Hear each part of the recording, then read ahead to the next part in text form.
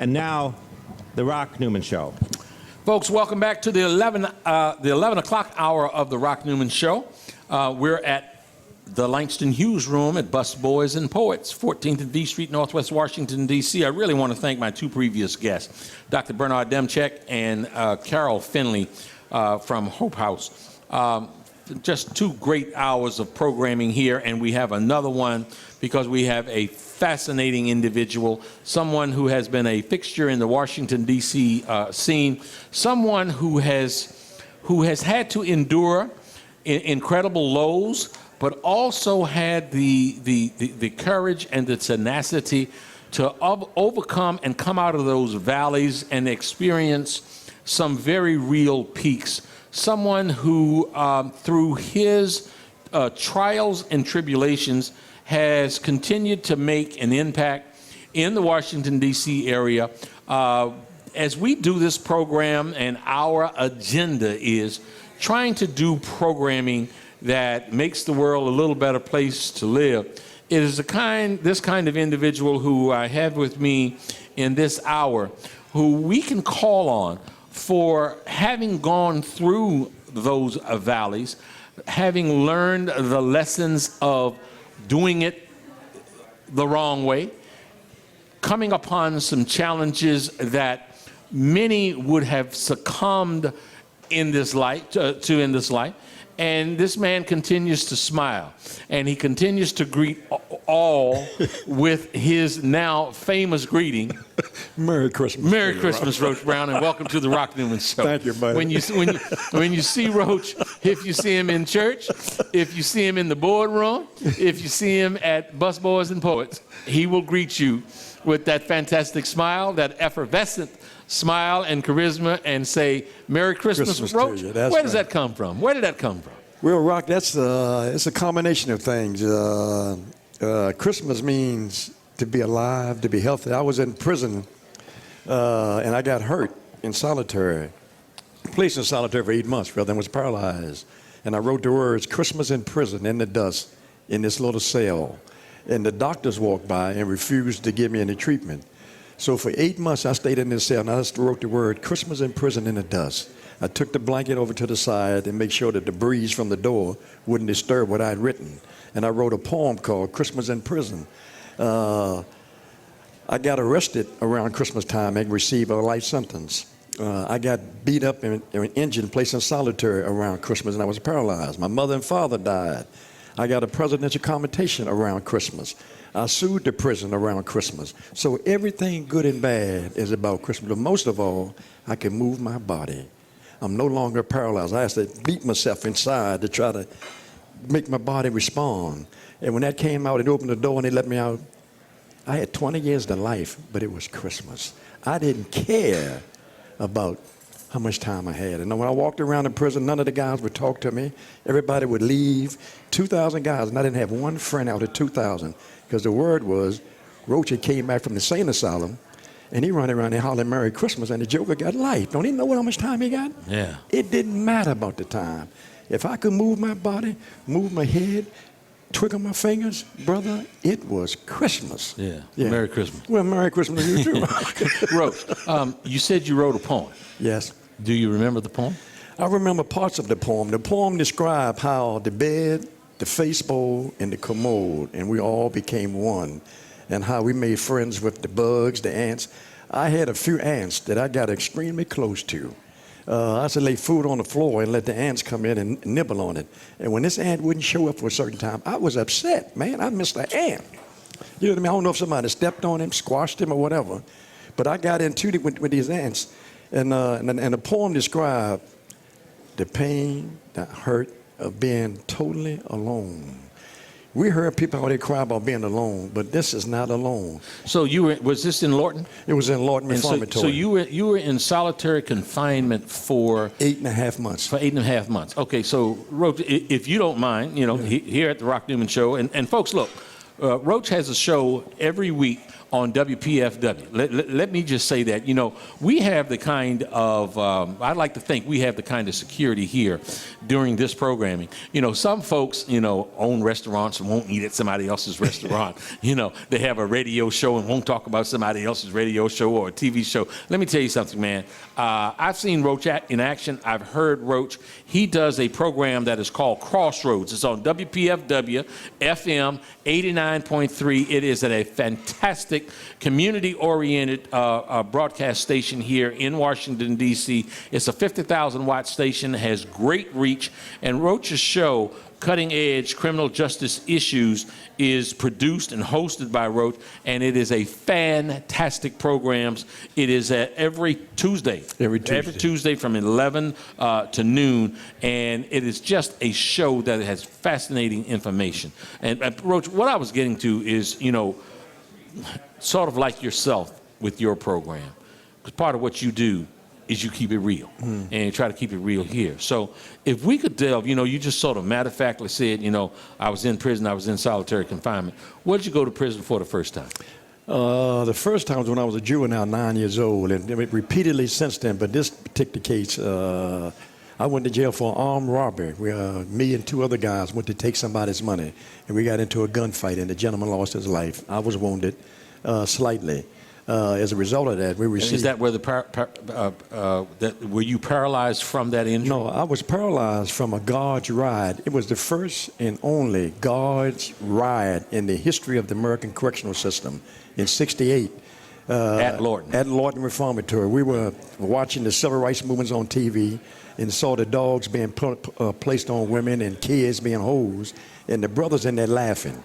Yeah. Watching it. I said, man, that could be your mother, your sister, or your girlfriend, somebody, and it's us. Right. So during that time, it was only 2 black correction officers in Lawton, and they could not discipline a white inmate. And they would call us the N-word to our face. We couldn't eat at the same time with the white inmates. Right. You couldn't live in a cell. If the prison was crowded and there was a cell empty and there was one white inmate in there, right, they would not put a black guy in there. Right. So it was segregated in there. And that's what happened. I went to prison, I got life, and I got injured while in Lawton because of the civil rights movement. Now this was, you got injured, did you get injured before solitary confinement? Yes. Okay. Solitary confinement, what happened was we had a strike. We burned the commissary down. We tried to say that you can't call us the N-word no more. You couldn't treat us like we were nothing. Right. And the guys come to me and said, man, since you got life, you ain't never going home. They can't hurt you no more. Right. So I get up and be one of the spokesmen. And when I explained to the guys, I said, I get up and speak.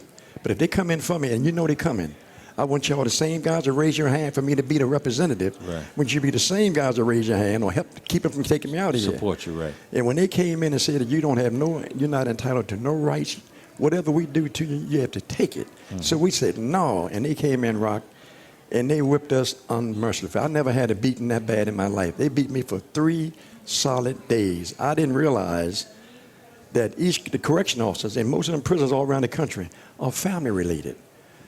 They all related, sons, fathers, brothers, the wives or sisters, they working in the prison. So long history. So right. If you hit one correction officer, right, he got brothers, uncles, and cousins, and they work on different shifts. Yeah. So every time the shift changed, I had to take my towels and wrap them all around me, take part of the blanket to put them around my neck and wrap them around to make sure I can cushion the blows. Because you know it's coming. Oh, yeah, it was coming. And it came for 3 solid days. And after that, I was paralyzed. I couldn't move. I'm laying in a hole. Then they came in on top of being paralyzed after these whippings.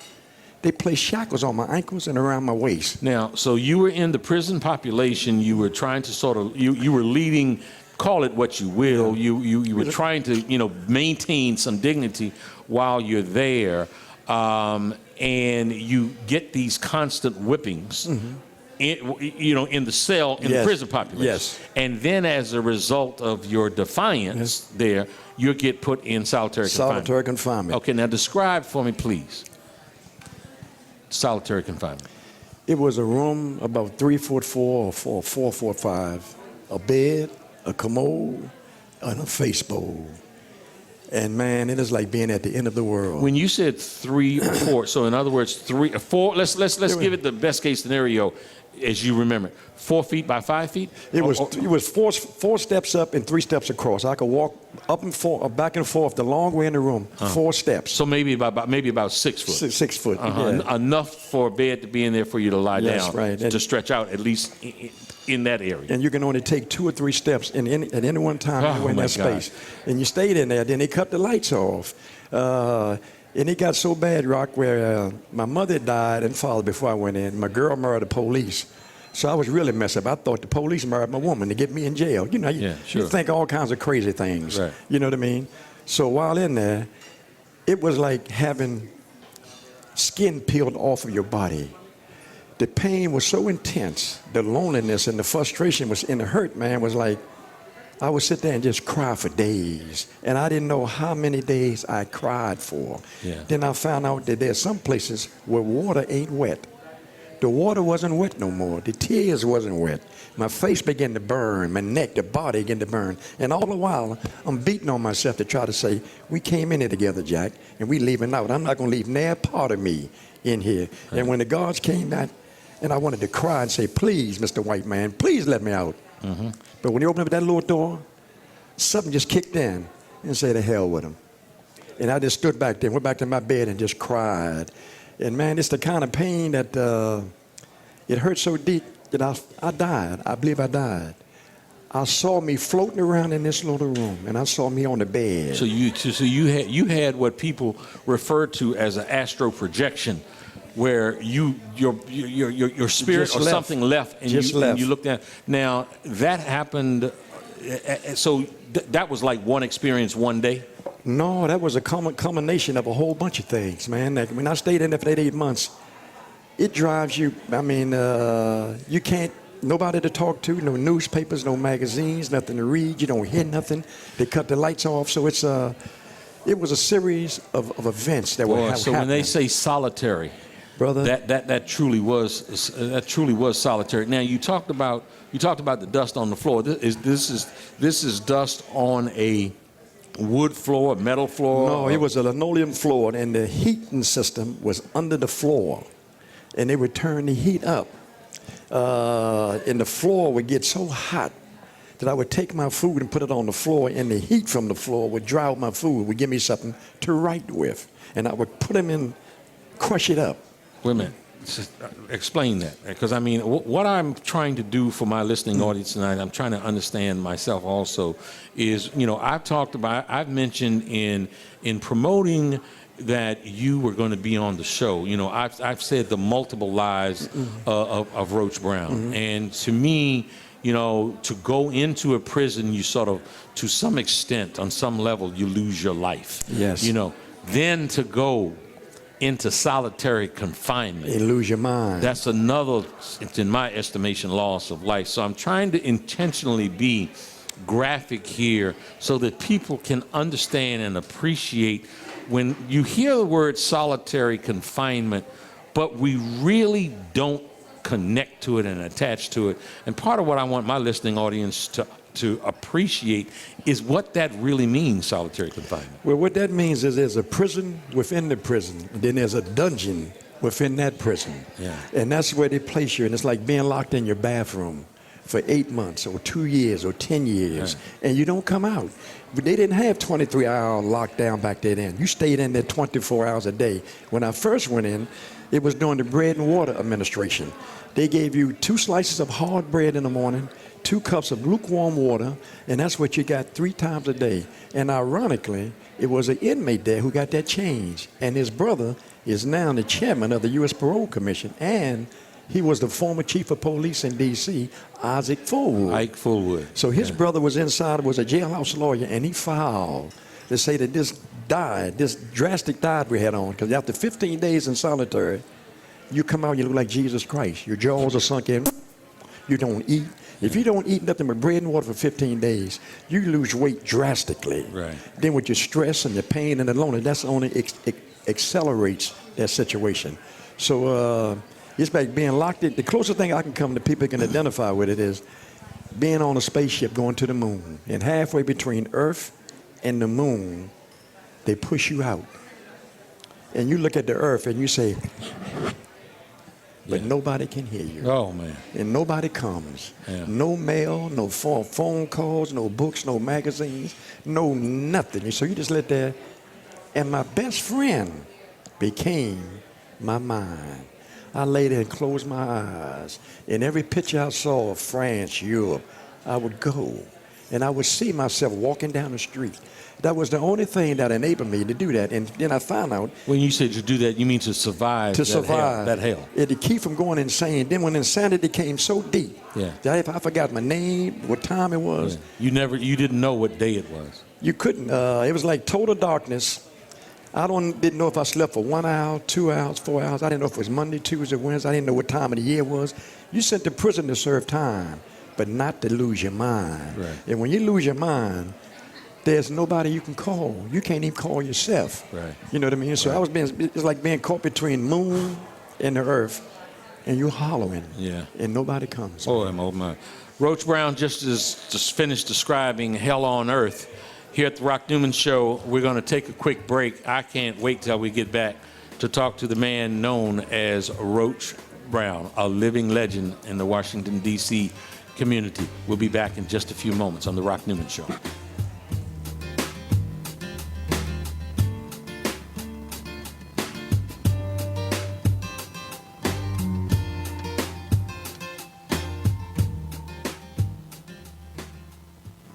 This is Leprechaun Tim Pohanka from Pohanka Nissan and Pohanka Hyundai. It's hard to be down on your luck when you're Virginia's first choice for new Nissan and Hyundais, but I need to sell 60 cars this week. Right now, I'll pay you big bucks for your good luck. Bring down any good luck charm you've gotten based on the sale price of the car you choose. I'll give you up to $4,777 off any nicer, newer car this week. Today, your lucky penny is worth plenty, up to $4,777 off any nicer, newer car you want. Stop moping and hoping you'll get approved. With my For the People credit approval process, the banks are looking to get lucky and lend to you, even if you've been turned down before. Bring me any good luck charm and I'll give you up to $4,777 off any nicer, newer car today. Hurry, once I get rid of 60 cars, the luck runs out. All offers require bank approval, so call us at 1-800-POHANKA, visit Pohanka Nissan and Pohanka Hyundai on Route 1 in Fredericksburg, or better yet, log on to timpohankaforthepeople.com. And when we make a deal, I promise it'll be your lucky day. I'm Tim Pohanka, and I'm a leprechaun for the people.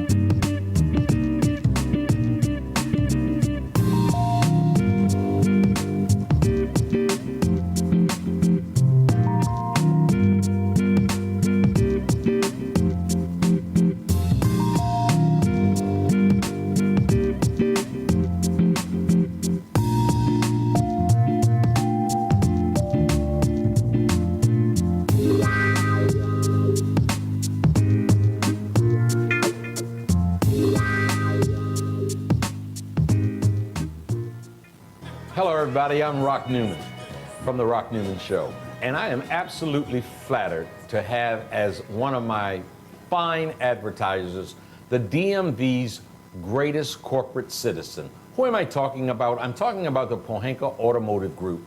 If you have any automotive needs whatsoever, if you want to sell your car, buy a car, trade in your car, have your car serviced, whatever you need, see my good friends at the Pohanka Automotive Group. You will be well taken care of, I promise.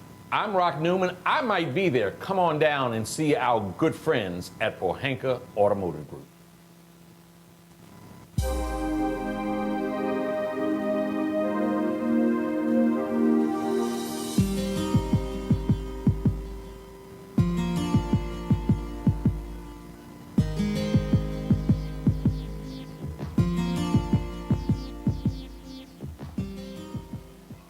And now, the Rock Newman Show. Folks, welcome back to the Rock Newman Show. Today is October the 12th, 2013. We're broadcasting from the Langston Hughes room at Busboys and Poets as the room fills up here with diners, eating on grits and eggs and all of those kinds of things. You know, I have something here, and very rarely do I read much, you know, when I'm doing this show, but this just cries out for it. Roach Brown, your inner voice is never wrong. It says, an amazing journey from the outhouse to the jailhouse to the crazy house to the White House. How did this criminal justice activist get his life sentence commuted by President Gerald Ford? Now, these are questions. How did he get awarded a $300,000 civil judgment for injuries received in prison? How did he direct a performance by the inner voices to members of the U.S. Senate? How did he design a drug exhibit at the Smithsonian Museum for the White House? How did he get invited by members of Congress to testify on national legislation? How did he design a drug prevention program in the Embassy of Ghana? How did he win acclaim at the New York, Sundance, Cannes, and International Film Festival? Write and direct award-winning plays, produce a radio and television show. How did he design and implement a correctional program, pre and post-release? How did he develop a prison therapeutic theater troupe, create a nationally acclaimed prison theater troupe while in prison? Okay, I want to go back, Roach. We were just sort of riveted in that last segment on your time in solitary confinement. Did you know while you were there in that hellhole that it was a pit? It was a pit of darkness. Did you know, let's say, a week or two before that you were going to be released, or no? No. So at some point, and you know, obviously after the fact, you were in there 8+ months. Yeah. At some point, upon your release from the pit, describe that moment. Well, when they finally came and opened up the door, after 4 months, usually you go to St. Elizabeth after 4 months. I was in there with 8, and I didn't know my time limit, but I knew I wasn't right. Yeah. But when they opened that door and they had a wheelchair and something you don't see no more, they had a straitjacket, them old straitjackets and a hypodermic needle. And they opened up the door, and I said, wait a minute, how long was I in there for? And they said, 8 months. I said, you mean I got 4 years and 4 months I didn't use? Get out the way. So they backed up, and they moved the chair back. And I said, I don't need to go back to John Howard. I'm ready. You don't need to go back to John Howard. What is John Howard Provision is at St. Elizabeth. It's for the criminally insane. I did 3 years over there for the criminally insane, and that was the best time I had in my life, rocking the crazy house. Boy, I had a ball with the nuts. I laughed all day. You spent 3+ years at St. Elizabeth for the criminally insane. Yeah. Do you feel as if during that period of time you were insane? Yes, I was definitely insane. It went on for about, I was in a catatonic trance. When they brought me out of solitary, I didn't know what a catatonic trance was. I just sat there, and I couldn't talk. I couldn't reach me. And if you spoke to me, today is Saturday. If you say, hey, Roach, I was on a 2-day delay. I would only respond to you on Monday. Hey, Rock, I'm okay, but you're already gone. But that's 2 days later. That's 2 days later. Yeah. So all of my systems were out of whack. My emotions, I laughed when I saw. So you had been beaten. You had been beaten into. You had been beaten to paralysis. Yeah. You had been beaten so badly you were paralyzed. You went in. Now they put you in the pit after you were paralyzed. Yes, while paralyzed. That's what he took me. The ride was such, Rock, that we had this ride, and for 3 days, I mean, the guards came in. It was like something out of Roots. When the Klan come in and they just beat everybody. I've never seen that kind of fear where all the guards had sticks, baseball, and everybody they passed, they just hit you, whip you, punched you, kick you. And this guard do it, you turn around and you get the same thing from another guard. You said, oh my goodness, there's nobody you could call to get him to stop this. Yeah. And this just went on. And it was, man. Let me help you with this one. There you go. Uh-huh. The fear was unbelievable. I've never seen guys. So then you go in for 8.5 months. You're in the pit, and then you come out of there and you spend 3+ years in St. Elizabeth. Okay. And while in St. Elizabeth, I met somebody from the drama department from Howard University, and asked me to put me in the play.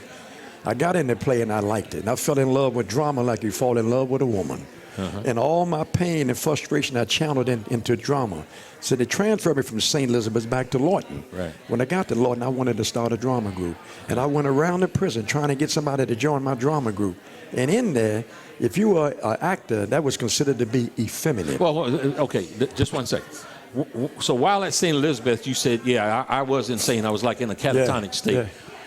What was it? What was there a particular moment when you came out of and it. started to feel as if you were connected back to yourself? It was like a subconscious or unconscious thing that was going on inside. Something inside of my brain said, don't give up, just hold on, but it was nothing to hold on to. My hands were handcuffed, but something just said, hold on. And after a while, this process began to take stuff because my anger, my determination kept saying, you ain't gonna die here, boy. Don't die here. Yeah. And this little thing in the part of my brain just made me just resist. And everything else in me was gone. I lost everything else except my mind. That's when I said. What does that mean, you lost everything else? I lost everything. I didn't have no family, no buddies, no friends. I didn't have nobody I could talk to. There was nobody that could mentor me. There was not even a correction officer I could talk. It was like being totally alone, man. I mean, insane. I was alone. Then I was further alone inside of myself. Yeah. So you being double alone and nowhere to go and nobody to call. Right. So what happened was my mind became my best friend. I was lay there just think and say, well, I don't care what they do to us, but me and you, boy, we're going to be all right. And I'm just playing with my mind and all that kind of, hey, I didn't care what they was doing. After a while, when somebody walked by, the guards would walk by and say something, I didn't know if my eyes were open or closed because I was so used to being in total darkness. Right. And so in that total darkness, you used to take some leaps of fantasy, Yes. seeing yourself in Europe or I mean, anywhere. Yeah, sort of in that state, do you remember, some of the, sort of the more recurring fantasies, visions that you had? Yes, the main one I kept having was the belief that I was coming out of prison. And I started seeing myself walking down the street, having a house, a car, a girlfriend, things that were denied me, things I would never, ever, ever get. Right. Because you had life. I had life. I wasn't scheduled to come home at all. Right. I was supposed to die there. Right. And I'm saying, I'm not. And just by kept resisting or being defiant and saying that enabled me to have whatever ammunition or substance inside to let me to resist what I was going through. And it was... So you allowed yourself to think or forced yourself to whatever it was, I have life in prison, but this is not my reality. Yes. And I knew I was going home. When you asked a question about what I saw when I came out of solitary, when you opened up that door after 8 months, it was like being in a microwave. A microwave accelerates things, and my pain was accelerated. That's how the name Inner Voices come about. I saw things about me that I did not like. I was rotten. I stole from everybody. I took stuff from my mother. I thought I could get out on everybody. When you find out that you ain't nothing, that you are rotten, and you can't face it, and you keep turning your head like, but ain't nowhere to run. And when you go through all that, it's like going in the closet and pulling out stuff that you no longer use. And when I got through that process, I knew I was going home. I didn't know how. There was a certain freedom that had come even while you might have been there. Yes. And then the in that. So again, I'm trying to understand. So you found that freedom within yourself. My inner voice. You found that inner voice, and you projected with that inner voice, I'm going out there someday. That's right. I've been sentenced here, but I'm not going to stay here. That's right. You know, Rock, it started when they gave me time. When the judge said you got 20 to life, I said, I can't do it. I ain't going to do it. So the judge said, well, do as much as you can. I said, I'm not going to do it. And everywhere they sent me, when they ask you at a new prison how much time you have, I don't have a day. And they said, but I don't care what the judge said. I'm not accepting this. And I didn't. And I kept that little part of my mind. I didn't know what options were available, but I just would not accept death. Okay. So, my God, this is a hell of a story. So you do that solitary confinement. You're over there. You leave St. Elizabeth's. They take you back to Lawton. Walk us through to that time. And when I went to Lawton after being over St. E's for 3 years, would nobody talk to me, Rock? I went to a prison. I knew most of the guys I grew up with. I had family there. And would nobody communicate with me? Because the word was that Roach was crazy. And I'm walking around the prison hollering, Merry Christmas. And I got life, and everybody said, man, he's gone. Yeah. He's gone. But dig this. That was the best thing could have happened. When they called me crazy and put me on the pay me no mind list, I can walk all over the prison by myself. Yeah, nobody was messing with you. Nobody messing with me. They say, come that crazy Roach. I walk in the warden's office. I say, Warden, let me take your trash out for you, Warden. So I get the warden's trash, and I dump it. I go get the associate warden's trash. I go get the doctor's trash, and I take all the trash back to my cell. And I'm digging through the trash. So I'm finding out what's going on all around the prison. So I just took my clothes and put them on backwards, put my pants on backwards. I said, I should have been crazy a long time ago. I had the keys to the joint. Yeah. I could go anywhere I want, all over the prison. Now let me ask you, with both of my previous guests, I brought up the name Petey Green. Yeah. Were you at Lorton any of the time that Petey was there? I was there with Petey Talk, Red Top. The guy named was Carrot Top, down up the water tower. Petey and I were buddies before he went to Lorton. Petey was a drunk, an alcoholic. Yes. We used to get him a fifth of wine at the football games down in Georgetown, in Francis Playground. Yeah. And Petey would come at halftime, and everybody would stop playing football because Petey had a fifth of wine, and that joker would talk for days. And in Lorton, when Petey got in trouble, everybody wanted to go to the hole when Petey was in the hole. And the reason why is, for them 15 days, Petey would have you laughing. He knew more jokes than toast. Right. And so for 15 days, even the guards would come and stop and hide behind the cell just to hear Petey Green rap. Yeah. And Petey rapped for 15 days, you didn't know you was in the hole except for the bread and the water. Right. You know. Right. But Petey kept it going. And he was one of my closest friends. And also, he's one of the most honest men I've ever met. Petey Green. He was a bum, a drunk, a winehead. He smelled bad when he was out doing his thing. Sure. But one thing about Petey, we was down at the district building one year, and Myron Barry just got there and being mad when that boy got shot, Williams from WHUR. Yeah. We were in the hall, and Myron said, come over here, Roach, I want to talk to you. He said, I want to ask you something, but I don't want Petey to hear it. I said, well, wait a minute, stop it. I'm not going to tell you I ain't going to tell Petey. I'm not going to lie to you like that. Right. If I say I ain't going to tell him, you know, I'm telling you a damn lie, man. I'm going to tell him. Right. So I'm going to tell you now. If you don't want him to know, don't tell it to me. Right. So I went back and told Petey what Myron said. Right. Petey went on radio Sunday morning, Sunday night. Guess what Myron said to Roach down at the district building? Right. He kept it real. He took there were no sacred cows. No, that's right. There no were prisoners. Sacred cows. No prisoners. Okay, so you're back there in prison now. Nobody's talking to you. Take us to the point where because at some point you got released. Now, did you get released at 20 to life? Did you get released on time served, or was there a certain set of circumstances that unfolded that allowed you to get released? Well, when I came down, I'm abbreviating. I know we're running out of time. Maybe come back from there. No, we got time. When I came out from Lorton, I wanted to start a drama group, and I went around the prison. Nobody talked to me, so I had to find ways to get people to talk to me. Right. So if I saw a guy play basketball, I would start playing basketball with him, and I would write down everything you say as a character. Right. I never written a play before. So I went around the prison and got 10 guys who I saw. Each one of them was different. Right. There was these 10 personalities you find anywhere. Right. Hard rock, stick 'em up, slim, sporting life, that kind of stuff. And I asked these guys to join me. So the warden gave me permission to have a meeting with these guys. And for another year, Rock, I sat in the school Tuesday, Wednesday, Thursday nights by myself from 7 to 9 o'clock with nobody come in. All the guys looking in the window, they were that crazy Roach sitting in there all by himself with nobody join. Right. That's when I went out and got these guys individually and recruited them to be in this play. Right. And we put the play on, and everybody came by with bricks, rocks, onions, shooting. They gonna knock us off the stage. Right. Because then they said that to be an actor means to be a sissy. Yeah. And you didn't want that tag in there. Sure. So I went on, we put the play on, and we got a 27-minute standing ovation at the end of the play.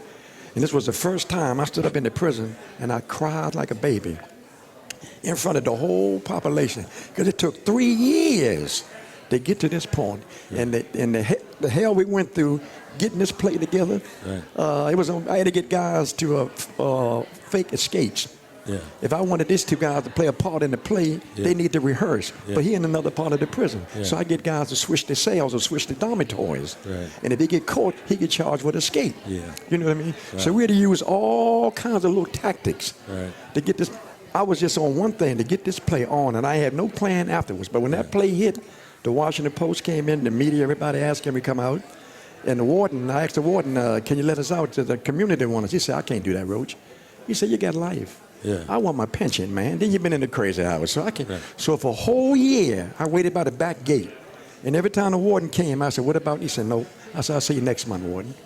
I said, because I done lost everything. I lost my wife, my life, my freedom, my sanity, my parents. And one thing you ain't got from me, warden, you ain't got my word. Yeah. Y'all can't take that. Right. And I gave my word. And he let us out. And boy, it scared me to death. let you out, and you were more scared than you'd been in a long time. Wow. The fascinating story of Roach Brown on the Rock Newman Show. We'll be back after these messages.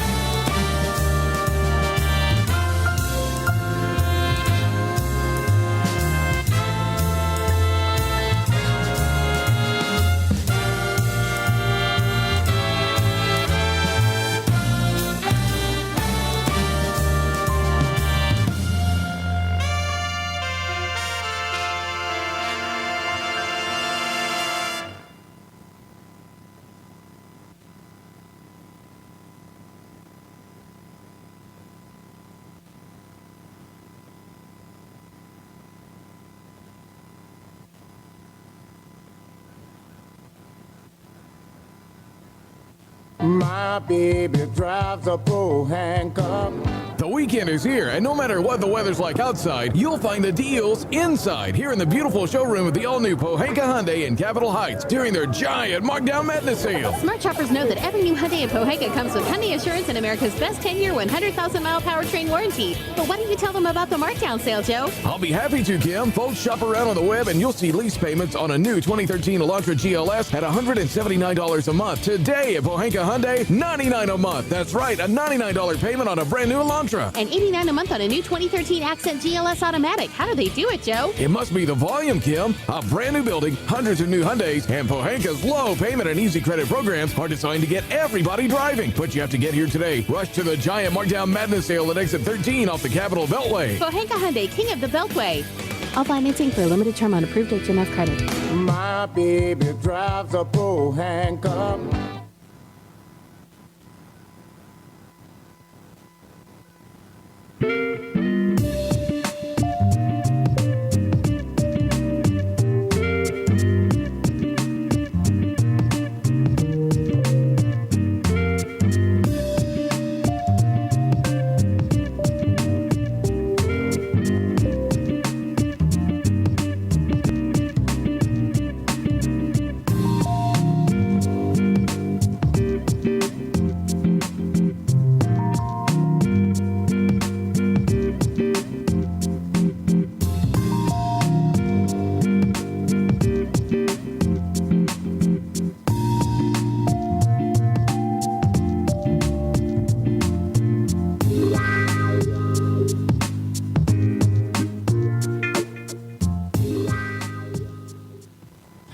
Hello to all my friends in the DMV. I am Rock Newman from the Rock Newman Show. I want to tell you about the MGM Grand National Harbor, the most exciting project to come to the District, Maryland, or Virginia in quite some time. You're going to have great fun. Come on down, support this project with all you have. It is going to be wonderful for the area. We're going to increase our tax base. We're going to get funding for the police department, for ambulance, for fire, for education. It is really a project that is going to benefit our area. Folks, we want to support in a very strong DMV kind of way this great project from the MGM Grand National Harbor.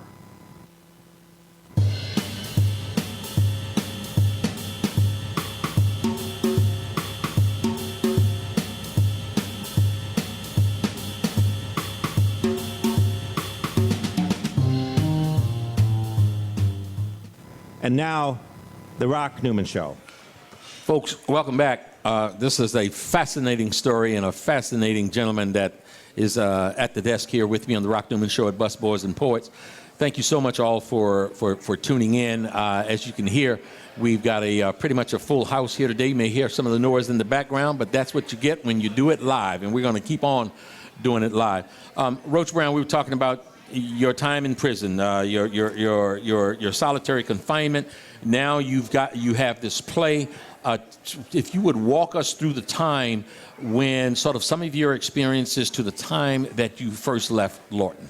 Well, we got put the play on, and I said we asked the warden for a whole year to let us out, and the requests kept coming in. In fact, the request came in to the point where he finally let us out, and we went out and performed. The whole prison turned out and said that Roach had tricked the warden, and all the inmates surrounded the bus. And they started betting 2-1, 3-1, who's coming back, who's not coming back. They'd letting us out with life, without no handcuffs and no cuffs, and they knew we was going to escape. I had 15 other guys at 30, 40, 50 years. Right. And I wanted to run, Rock. Yeah. Boy, I wanted to run, but I didn't. Yeah. And I didn't, because I gave the man my word, and we went back.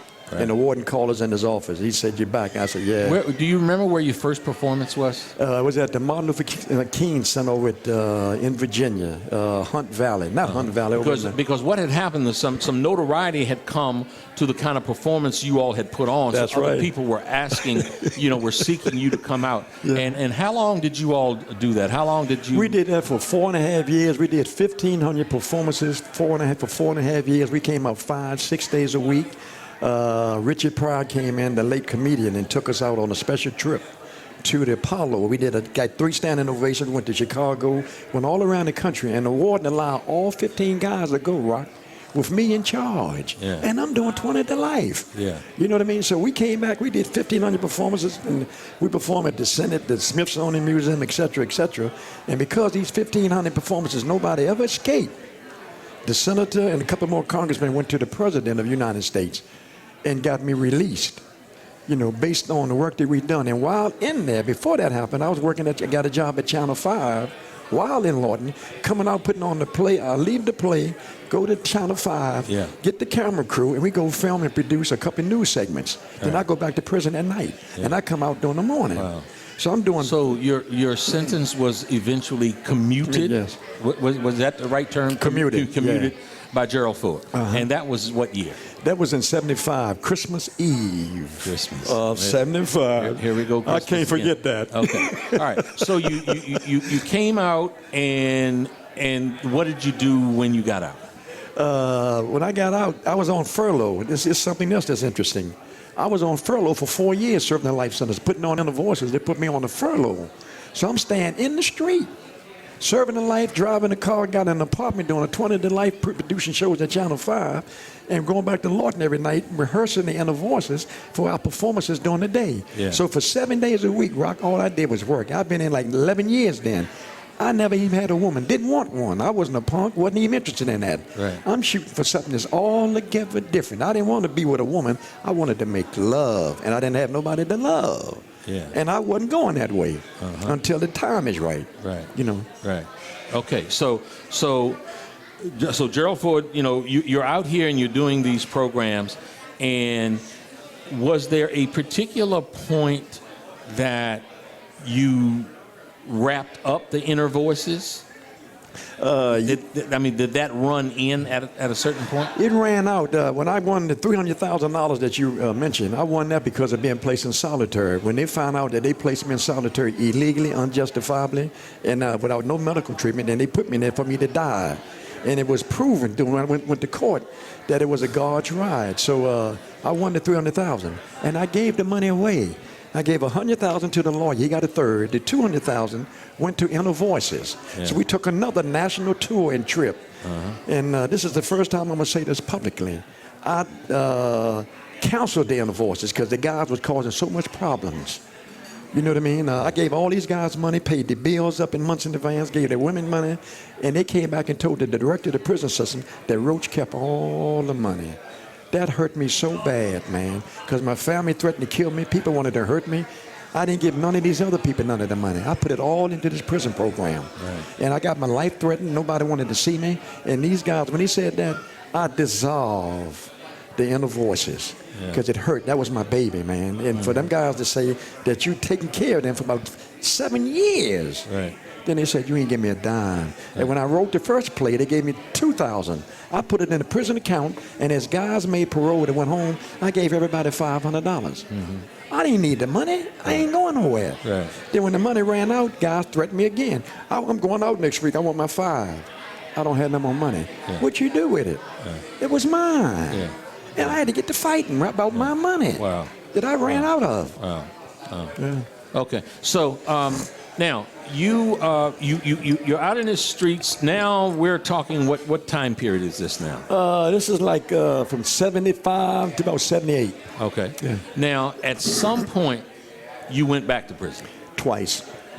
I'm the only guy that got a presidential commutation that got locked up not just once, but twice. I got locked up 9 years after I got that presidential commutation for using cocaine, crack. I was messing around. Okay. I went in and did another 8 years. You did 8 more years at Lorton? At Lorton. Okay. Yeah. No, and they transferred me around the country to the big house. Okay. I came out when you and I hooked up with Myron Barry back in 2004, 2003. I got locked up again when I was working for Marion. So now what happened there? Because part of what happened, you had put together, you really had a lot of impact on Marion Barry becoming reelected after his political death. Right. And you put a program together, but was able to get some of the ex-offenders to vote. Mm-hmm. Okay, so you were influential in Marion's campaign. But somewhere right around that time, you went back to prison again. And what was the court stated reason for that? The court stated reason was I was selling in the mayor's office, using the influence of that office. And the problem was a friend asked me to do another friend a favor. The guy was in New York in the penitentiary. He was a Jamaican, and he was trying to get transferred back to Jamaica. I know a little something about this because I've been working as a jailhouse lawyer for the whole while I've been in. Sure. So I was working on prisoner transfer treaties to get people transferred back to their country. A friend of mine called me from prison and said, help out Rock. Yeah. But I didn't know that Rock had already informed and told on half the guys in New York City. Oh, wow. And the guy calling me on the phone, they got the FBI listening to the phone, and we were talking about me trying to help get him to Jamaica, using my influence in the mayor's office. Sure. But I didn't know that he was trying to use me to get out, to set me up, so he can get him a time cut. When it happened, I dug what was going down. I pleaded guilty. Yeah, I did it. I shouldn't have done it, but I did it. Yeah. He didn't get the time that they had promised him, and I went back in for another 8 years. They told me to do 2, and because I was working for Marion, they asked me every 2 years at the parole board, give us what we want, we'll give you what you want. I said, what do you want? We want Marion Barry. And for 8 years, Rock, and the judge only sentenced me to 24 months. I did 96 months because they wanted Marion Barry. I just turned around. When I go up to well, how did a sentence get extended if he originally gave you 2? I had backup. I had parole backup from the previous conviction. So I had like 15 or 18 years left. So in 2000 and what you went to prison when? 2008. The last time was 2008. You went in 2008, and you was in how long? 8. No, that can't be because 2008, 8 years would be 2016. So we got. No, I'm sorry. 2004 is when I went in. Yeah. 2004 you went in, and you stayed in until 2012. Yeah, I did. I came out in 2005. So when I know it's that must kind have of been confusing. 90. No. Okay, I know what it is. It's Marion got elected in 90. So we got sort the of dates twisted. Yeah. Okay. So, and you've now, and so now you've started this program here, that you broadcast every week on WPFW. You do speaking engagements and that sort of thing. Tell us about your prison advocacy work and what motivated you to do this program, which really is focused on prison issues. Well, because of what we're talking about, Rock, it hurt, man, to be in them places and nobody come to see you. I didn't get a visit for 5 or 6 years. And I see so many people hurting, man. I see guys going insane. And you can see them at the brink of losing their mind, but there's nothing you can do. Yeah. You want to stop him. You my buddy, and you see him, you see the light going out in his eyes. Yeah. Then you see the mothers come in, and you had Carol Finley here earlier. One of the most traumatic things is to go to a women's prison on Sunday morning and see the little kiddies come in to see their mommy. And when they see their mommy and they break out running and grab them and they hug, and there's so much pain and love there, then the correction officer come over and say, break it up. You're only allowed one hug, one kiss, and the little kiddie ain't seen their daddy or mommy for a while, and they want to crawl on their lap. If they don't stop, they would terminate the visit. When you see this kind of insensitivity, man, and this kind of pain, and y'all get letters the other day, a guy got double life without parole. People been in solitary 20, 30, 40, 50. I give up close to 100 letters a month, man, and it hurts, Rock. I got to duck people in the street because I ain't got but $30, $40. And if I stop, I got to give it to this guy 10, this guy 10 to 20, and it ain't no whole lot of money. Right. But still, people, I want somebody to help me, and wasn't nobody there until later. So I'm just doing what they say in the Bible. When you do this for the least of those, you're doing it for me. I broke the law, done everything you could imagine. You know what I mean? Now I found out the best way is the right way.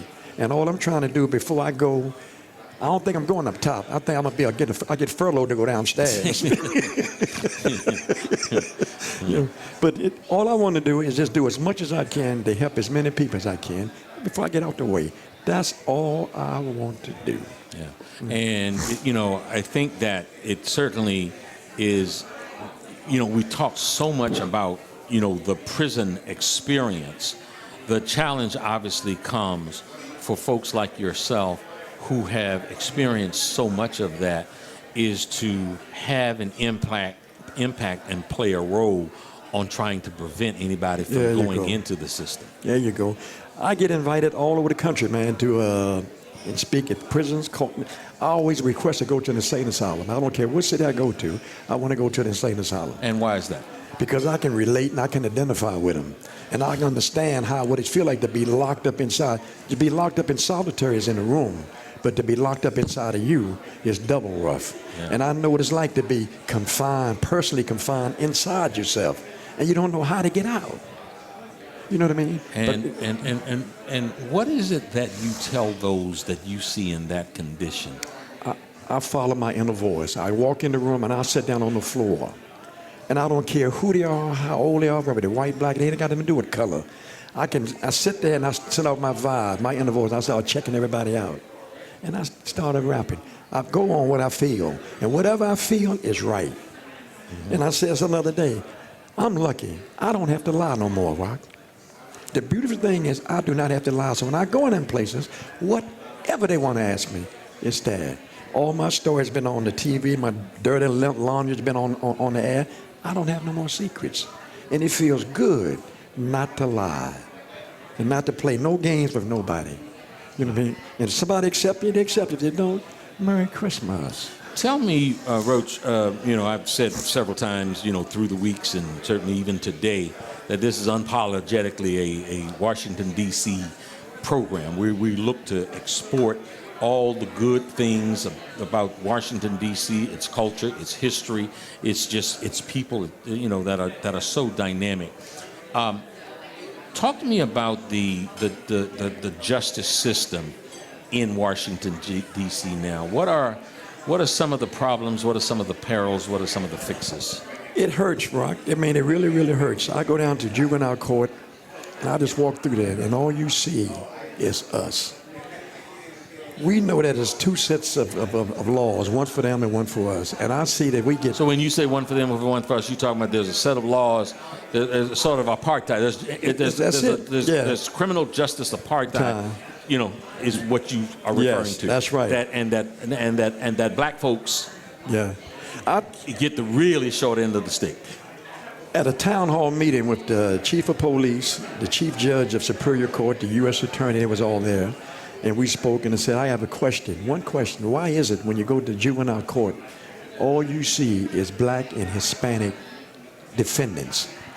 I went in the courtroom and asked the judge, because my son was going through something, 16 years old. And I said, Your Honor, it doesn't seem right that you can lock my son up, you can beat him, you can kill him, and I can't touch him to get him on the right direction.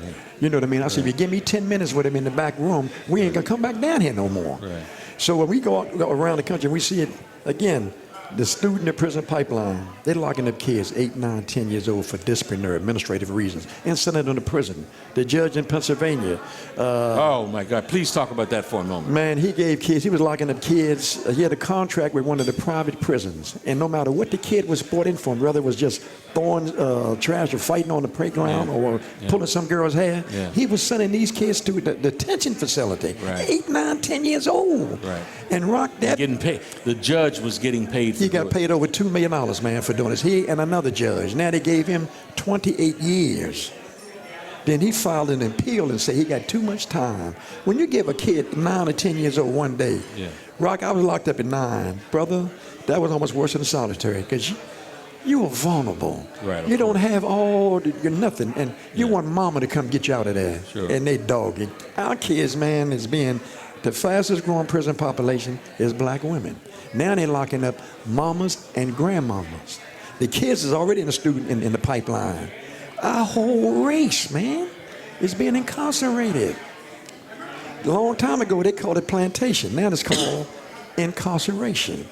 When they get money, it's a subsidy or grant. We get money, it's called welfare. You know what I mean? The day they call them homeless. When you and I come through, they were called bums and vagrants. Yeah. You know what I mean? Yeah. The name changed, but the game is the same. Yeah, and someone who's not so politically popular these days, Cornel West. Yeah. Cornel West made a comment that I sort of hold on to, that in spite of sort of that picture being painted, we must remain, we've talked a lot about jails, but we must remain prisoners of hope. Yeah. And, thank God for your voice, in the community, Roach. Really appreciate you coming here today. This is a fascinating story, as I know it would be.